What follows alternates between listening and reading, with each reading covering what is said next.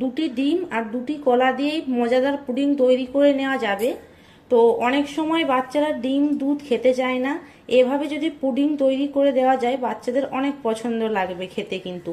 তো প্রথমে আমি দুটো কলাকে ছাড়িয়ে নিয়েছি আর এখানে দুটো ডিমকে আমি ফাটিয়ে নেব। তো আপনাদের বাড়িতে যদি পাকা কলাও থেকে থাকে, তো কলাটা অনেকদিন হয়ে গেছে ভাবছেন ফেলে দেবেন, না ফেলিয়ে এইরকম একবার পুডিং তৈরি করুন, খেতে কিন্তু জাস্ট অসাধারণ লাগে। তো এখানে আমি কাঁটা চামচের মাধ্যমে কলাগুলোকে হালকা হালকা করে চটকিয়ে নেব, যেহেতু আমার কলাগুলো একটু শক্ত শক্তই রয়েছে। তো আপনারা চাইলে এখানে কলাগুলোকে ছোট ছোট করে পিস পিস করে কেটে নিতেও পারেন। দেখুন কলা আর ডিমটাকে আমি ভালো করে চটকিয়ে নিয়েছি আর ভালো করে আমার কিন্তু মেশানো হয়ে গেছে। তো এরপর এটাকে আমি আস্তে আস্তে মিক্সিং বলে ঢেলে নেব।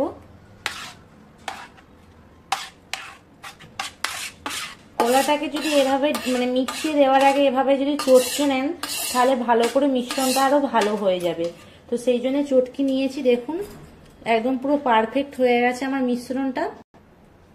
এরপর আমি এর মধ্যে চিনি অ্যাড করছি।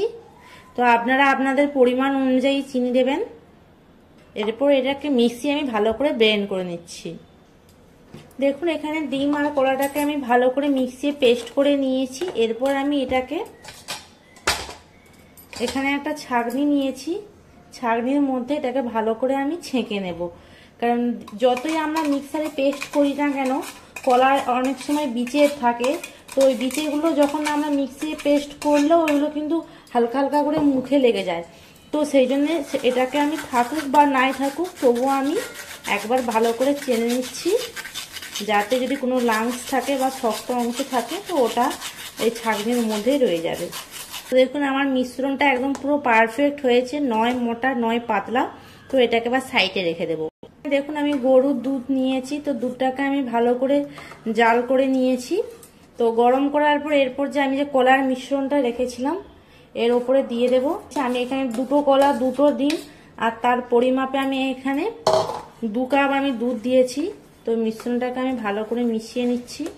তো এখানে দুধ কলাটা আমি ভালো করে মিশিয়ে নিয়েছি, দেখুন হালকা হালকা গাঢ় ভাবও হয়ে গেছে। আর এই স্টেজে আপনাদের বাড়িতে যদি ভ্যানিলা থাকে আপনারা ভ্যানিলা লাইসেন্স দিতে পারেন, কিন্তু আমার কাছে নেই এই মুহূর্তে, তো ওটা আমি স্কিপ করলাম।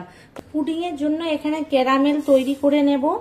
তার জন্য এখানে আমি 1 বাটির মতো চিনি দিচ্ছি। তো চিনি আমি কোনো জল দেব না, জল ছাড়াই আমি চিনিটাকে ভালো করে নাড়াচাড়া করব। আর হ্যাঁ, আপনারা যদি ননস্টিকের কড়াতে করেন বা ননস্টিকের ফ্রাই প্যানে করেন তাহলে জল দেওয়ার দরকার নেই। আর আপনারা যদি ননস্টিক বিহীন অন্য কোনো অ্যালুমিনিয়ামের পাত্রে করেন তাহলে অবশ্যই জল দেবেন, নাহলে এটা নিচে লেগে যাওয়ার ভয় থাকবে। এই দেখুন চিনিটাকে কিন্তু জল দেইনি, জল বিহীনই আস্তে আস্তে গলে যাচ্ছে। ক্যারামেল করার সময় কিন্তু খুব বেশি ড্রাগ করবেন না, তো এটা হালকা ব্রাউনই থাকবে। আর খুব বেশি ড্রাগ করলে তখন এটা যখন আপনারা পুডিংটা ফাইনালি খাবেন তখন হালকা হালকা তেতো তেতো ভাব চলে আসবে। তো দেখুন আমার কিন্তু হালকা হালকা গোল্ডেন ব্রাউন হয়ে গেছে, আমি আর ডার্ক কালার করব না, এটাকে আমি এবার নামিয়ে নেব। তো দেখুন আমি এই পাত্রের মধ্যে ক্যারামেলটা পুডিংটা বানাবো। তো তার জন্য আমি যে ক্যারামেলটাকে গরম করে নিচ্ছি, এই গরম গরম অবস্থায় এই পাত্রের মধ্যে আমি ভালো করে ঢেলে নেব, আর নাহলে ঠান্ডা হয়ে গেলে এটা জমে যাবে। তো এটাকে আমি ভালো করে নাড়িয়ে নাড়িয়ে গোটা চারপাশে লাগিয়ে নেব। দেখুন আমার পুরো পারফেক্ট একদম পুরো গোল সেটা আমি চাড়িয়ে নিয়েছি। এটাকে এবার 2 মিনিটের জন্য সেট হতে দেব। দেখুন আমাদের পুডিংটা পুরো পারফেক্ট সেট হয়ে গেছে।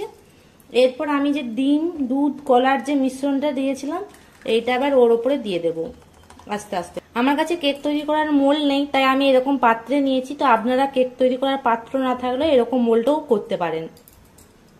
তো দেখুন এখানে আমি গ্যাস বসিয়ে দিয়েছি আর এখানে আমার জলও ফুটে গিয়েছে আর এটাকে আমি বসিয়ে দিয়েছি। তো পরিমাণ মতো জল দেবেন, বেশি জল দেবেন না, কারণ ভাপে নাহলে ক্যারামেলের ভেতরে জল ঢুকে গেলে তখন কিন্তু এটা পুরো নষ্ট হয়ে যাবে।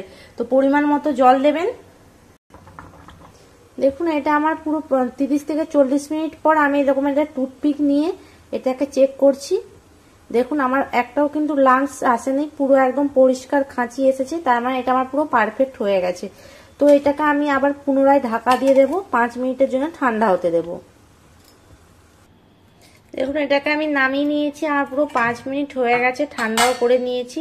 তো হালকা হালকা ভাব উঠছে, এই স্টেজে আমি এটাকে খুলবো না, এটাকে আমি 2 থেকে 3 ঘন্টা ফ্রিজে, নর্মাল ফ্রিজে আমি রেখে দেবো। দেখুন আমার এখানে 2 ঘন্টার মতো হয়ে গেছে। তো এটাকে এবার আমি খুলে নেব। তো সবার প্রথমে একটা ছুরি নিয়ে এই সাইডগুলোকে আমি একটু করে নিচ্ছি যাতে না নিচে না লেগে থাকে, তো কাটার সময় একটু অসুবিধা হবে, তো অনায়াসে বেরিয়ে চলে আসবে। এরপর আমি একটা প্লেটকে আমি এখানে দিয়ে দিয়েছি, এবার এটাকে আমি উল্টিয়ে নেব। তো এটাকে আপনাদের দিয়ে কিন্তু সাবধানেই করতে হবে।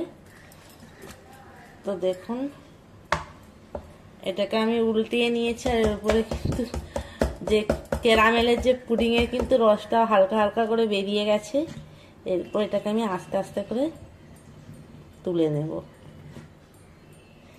জাস্ট অসাধারণ হয়েছে, সত্যি বলছি, এত সুন্দর হয়েছে দেখতে, শুধু একবার দেখুন, শুধু জাস্ট অসাধারণ হয়েছে।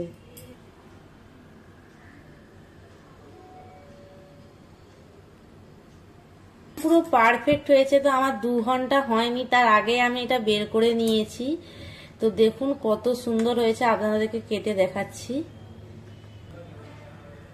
দেখুন একদম পুরো পারফেক্ট, একদম জালিকাতা, পুরো একদম নরম, থলথল থলথল করছে। দেখুন একদম পুরো সফট হয়েছে। তো এইরকম পুডিং অন্তত আপনারাও একবার বানিয়ে দেখুন, জাস্ট অসাধারণ খেতে, আর টেস্টটাও কিন্তু জাস্ট দারুণ লেগেছে। তো আমার এই পুডিং এর ভিডিওটা ভালো লাগলে প্লিজ লাইক, কমেন্ট, শেয়ার করবেন।